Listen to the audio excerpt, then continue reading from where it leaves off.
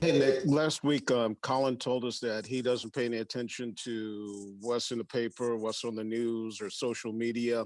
I was just wondering, what is your approach, especially when there's a lot of negative stuff out there? Is it impossible to ignore it, or just how do you handle it?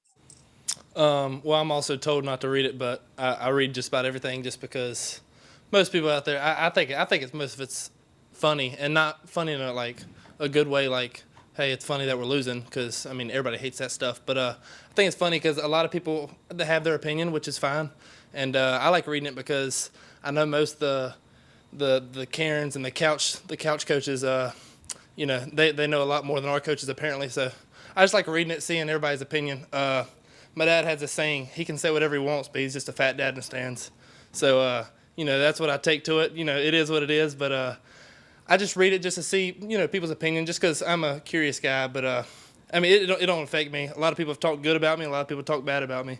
I'm still gonna be Nick Muse. I'm still gonna come ready to play. So You say it's funny, but at any time, does it anger you? Can you use that as inspiration to get yourself fired up? no, my inspiration comes from my coaches and my teammates and my family. First off, I want to play at the next level to make money for me and my family. Second off, I want to play for the guys beside me because that's our job. Our job is to win. We haven't been winning, but we need to win. So whatever we need to do, whatever I need to do, whether it's block every play or go out for a route every play, I'm gonna do my job on what I need to do and just come to win. So it's my mentality. Thank David? you. David? Hey Nick, thanks for doing this. What was the biggest problem after watching the tape against A&M? It just seemed like really after kind of that first drop pass, the offense never really got into rhythm. What in your view was the biggest issue? Um, I mean, yeah, the drop pass didn't help, but I mean, it happens to everybody. We just gotta, come to practice and work on it, which is something Jalen Brooks does every day. He works his butt off. He's one of the top workers on our team. But our run game didn't really get going. I don't know whether it was our blocking or whatever. They brought somebody down to the tight end side, and we didn't have a man for him, so we tried to run on him. And number 9 was making some good plays for Texas A&M. We went into some passing situations, and we just didn't connect. I mean, I trust Coach Bobo with the schemes he's calling and the plays he's calling. We just got to execute. So. Ben? Obviously, Coach Muschamp kind of opened up the quarterback spot at the beginning of this week.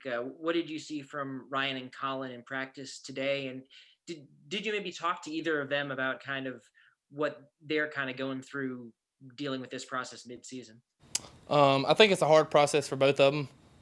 Ryan probably expected to start and go the whole season this year, and Colin, when he was a starter, never thought he would have a chance of losing his job. So I try to stay out of their personal space about it. I mean, I talk to them every once in a while about it, but for the most part, they just came out and worked today.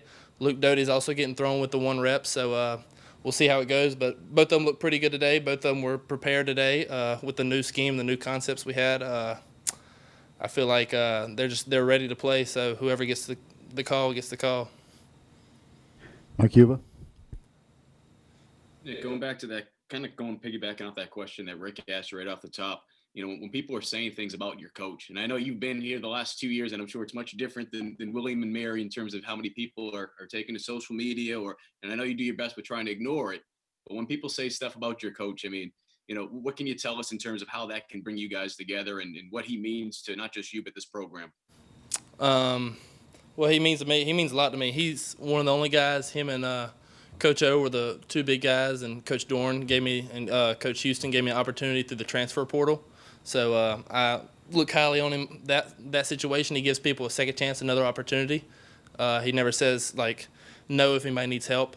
Hopefully the chance never comes, but I would take a bullet for Coach Muschamp. That's just how good of a person he is for me. That's how I see him. I see him as like a father figure. He's been nothing but respectful to me, and he's tried to help me through everything. Through the team, obviously everybody's got opinions because when you don't win, everybody hates you. It's just how it goes. As sad as this world is, as negative as it is, everybody's got their opinion, like I said earlier. So when you don't win, everybody wants to win. No one wants to come to a game and cheer on a team that's going to lose. And that's what we've been doing, and we got to fix that. So Coach Muschamp's making some changes. Coach Bobo's making some changes, and we're going to see how it goes for this Saturday. Colin Taylor? Nick, in terms of just offensive success, do you guys go in, first of all, how do you feel like about the execution the last 2 weeks? And do you guys go in with a set I guess, goal in terms of yards per play, yards per pass attempt? What's kind of the approach there in game planning? We try to get around 5 yards. I think it's 5 yards on every first down. And Texas A&M, we were nowhere near it. We were like 3.2, 3.3, which is not good enough to win, especially not in this league. Can you repeat your question again? I'm sorry, I forgot at the beginning.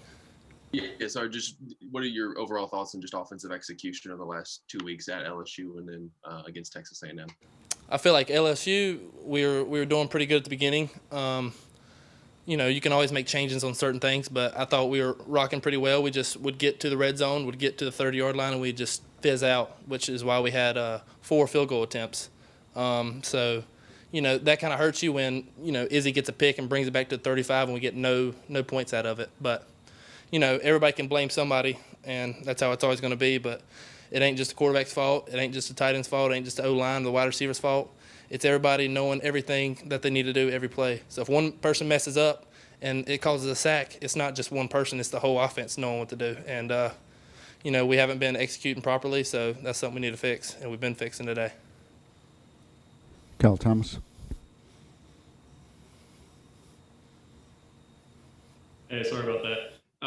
Drop passes have been an issue for the offense this season. When you drop a pass, how frustrating is that for you as a player? And then what can you do on the offense to make sure that that doesn't affect the whole drive? When I drop it, I care so much that I have to let it go, if that makes sense. I can't. I'm out there for my teammates and for myself. And if I drop a pass, it's like, it's so hard on me at the very beginning that I'm just like, okay, snap out of it. It's next play, because I could get the ball in the next play. And if I drop that pass, hopefully I don't, I'll get the ball in the next play. That's just my mindset. But it hits everybody differently. I think Jalen Brooks kind of got a little sad at the beginning, but I told him, hey, keep your head up, man. You know why you're out here. You're out here because you can play. Everybody knows you can. That's just one miscue that happened, and if it comes to you again, you got to make the play. So that's my approach on it. Pete Acabelli. Nick, you said that you guys were taking steps to fix what was going wrong these couple of days. Have you seen progress in that regard? And basically, it's not too late to kind of get back to where you guys might have been during the Auburn game. I always see progress. At the end of the day, we're still the same team. No one's going to get that much faster during the season. No one's going to get that much stronger. It's just all about execution. When we were playing against Auburn, we were executing. Playing against Vanderbilt, we were executing. The last 2 games, we haven't been executing. That's something we got to do. But at the end of the day, you're going to have the stud, NFL linemen in the middle. You're always going to have, a couple tight ends who can make plays out there. You're going to have the wide receivers out there. You're going to have a quarterback who can hit a 50-yard bomb. You're going to have the running backs who can hit the hole. It's just all about executing. Everybody's going to be the same player. No one's going to get that much faster, that much stronger. But at the end of the day, all 11 have to do their job, and that's something we haven't been doing. That's something we need to do. Dick Cox.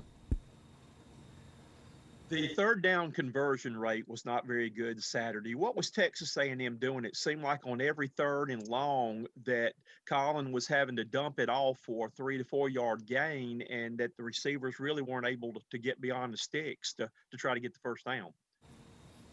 Well, something they were doing were they were stopping us on 3rd down, so that's why there's 4th downs. No, I'm just kidding with you. When you don't get much yards on 1st down, you don't get much yards on 2nd down, then it's hard to, make the 3rd and 11s. When you have 5 or 6 3rd and 11s and only 1 or 2 3rd and 3s, your percentage is probably going to be low. And I think our percentage was in the 20s, which is absolutely terrible for the amount of talent we have on this team. But we're going to fix it, and we're going to have to make it to where it's 2nd and 5, not 2nd and 12. And when we get 2nd and 5, we can't have a false start to make it 2nd and 10. We got to keep it moving. We got to keep the momentum all the time, and that's something we got to work on a lot. Joe Gorchow. Nick, I just wanted to follow up on something you mentioned a little while ago. You talked about new scheme, new concepts for this upcoming week. Does that just have to do with quarterback play? I don't need you to give away the game plan, so to speak, but should we expect a new wrinkle or two for this game just to help the offense kind of get its spark back? Like I said earlier, everybody's getting reps at the QB1, so everybody knows Ryan's capable of doing it. Everybody can say Colin's not capable of doing it, but I know he's capable of doing it. I've seen what he does in practice. I've seen some flashes in game. I know Luke can do it. I mean, that's one of the most athletic guys on the team. We just got to get him in the right position at all times. But all three of them are good enough to do it. That's the bad thing about that position. Only one can play at a time. But, it depends on what Coach Bobo thinks, and what Coach Bobo thinks is what I'm going to listen to because he's usually right. David? Nick, Ole Miss's stats defensively are obviously not very good. There's been a lot of points scored on them. As an offensive guy, looking at their film, their tendencies, do you kind of get excited a little saying that there should be a lot of opportunities for a lot of points this Saturday?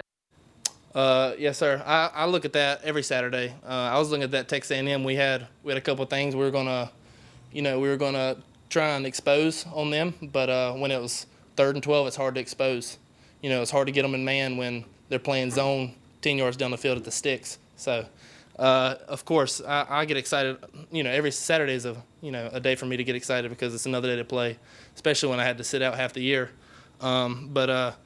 Yeah, I see a couple things we can expose on them. We just got to, execute and make it happen because if we make it happen, we're going to have a hell of a day. Ben Briner? I wanted to ask a follow-up on something you mentioned a little bit earlier. How are they kind of dividing the first-team quarterback reps? Is it just fully 1/3, 1/3, 1/3, a little bit more on the two older guys? How has that sort of been divvied up? I think it's probably 35, 35.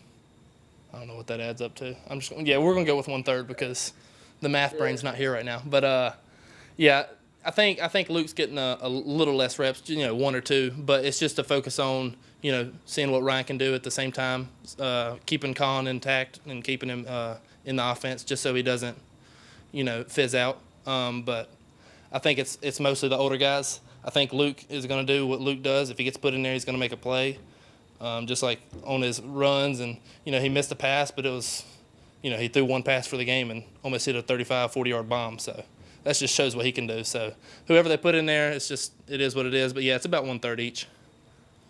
Last question goes to Dick Cox. With the fans grumbling like they are you just looking forward to getting out of town with just the team and the coaches and going to Mississippi and playing one on the road? It never really helps to boo your own team, but it also never helps when you're going at halftime down 21 or 28, whatever it was. But so, they had a right to be mad. I respect each and every one that came out and stayed because you don't have to stay. No one, like I said earlier, no one buys a ticket to watch their team lose, and that's something we've got to fix at Ole Miss. And when we fix it at Ole Miss, maybe they'll start coming around and cheering a little bit more. So we'll see. All right, thank you, Nick. Of course, Appreciate y'all have it. a blessed day.